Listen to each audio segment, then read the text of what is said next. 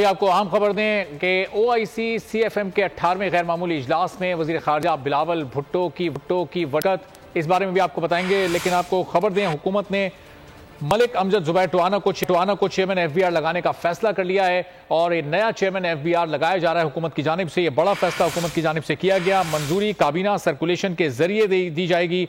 अमजद जुबैर टोआना की गुज़िश्ता रोज वज़ीर आज़म शहबाज शरीफ से मुलाकात भी हुई है। अमजद जुबैर टोआना इसहाक डार और मुआशी टीम के साथी समझे जाते हैं।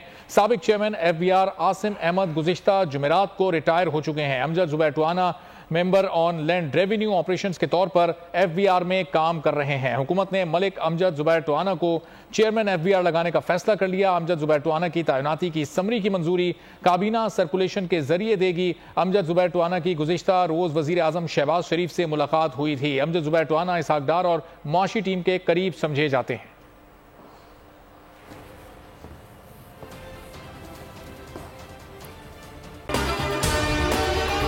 अगर आपको ये वीडियो पसंद आई है तो हमारे चैनल को सब्सक्राइब करें और बेल आइकॉन पर क्लिक करें।